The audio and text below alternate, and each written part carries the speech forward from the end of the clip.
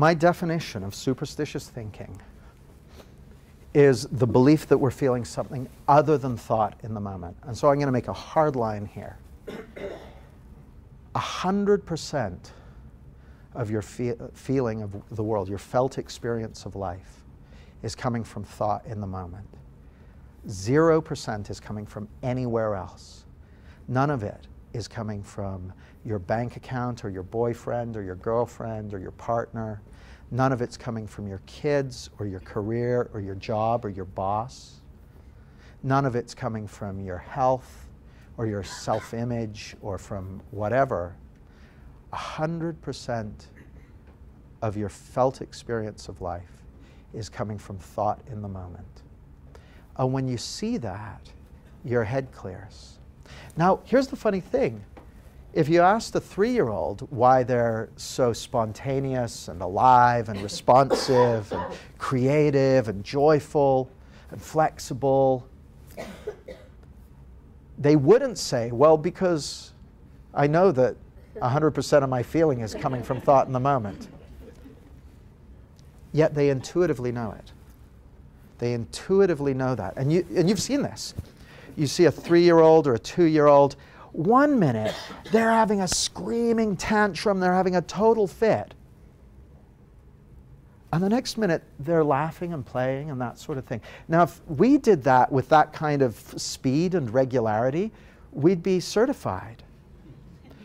But little kids intuitively know, like they get to a certain point with the tantrum or the upset, and their wisdom kicks in and goes, I think that's far enough. And they go, oh, okay, boom. And then they know that, well, that was just make-believe. Now I'm in the next bit. That's just make-believe. Like, it all seems real, and they know that. But they intuitively know that thought is fluid, that it's got no tangible reality. It's got a tangible reality. It's got no material reality. So they can play tea parties, and it's real. They can play cops and robbers, and they can do anything and experience it as real. And then the next minute be on to something else, because they know that thinking isn't real. You take most adults, and most adults believe they're thinking way more than kids do. Now, if you want to take it to an extreme, you want to know who really thinks their thinking is real? People in mental asylums. If we got a bunch of people from a mental asylum and asked them what their problems were, and they would tell us, and they would have each of them would have very different problems. Some of them would be, you know, who knows? But there's one thing they would all agree on. They would all agree that their thinking and perception is accurate, that their thinking is real.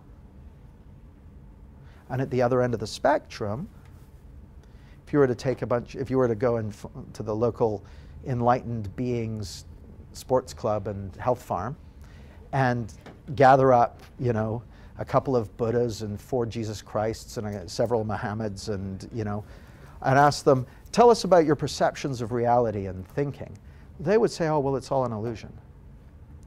We know that our perceptions and our thoughts are an illusion. So at one end of the spectrum, we've got mental patients who are convinced that their thinking is real. And at the other end, we've got enlightened beings who know that their thinking's just fleeting illusions, the stuff that dreams are made of.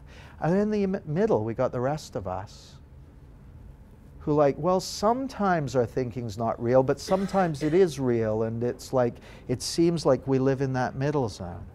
Well, what I want to tell you is, none of it's real.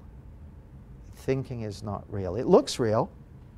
It looks real, but how many of you have really seen something one way, and then a new thought comes to you, and now you see it differently, even though you would have sworn a minute ago that how you saw it was real?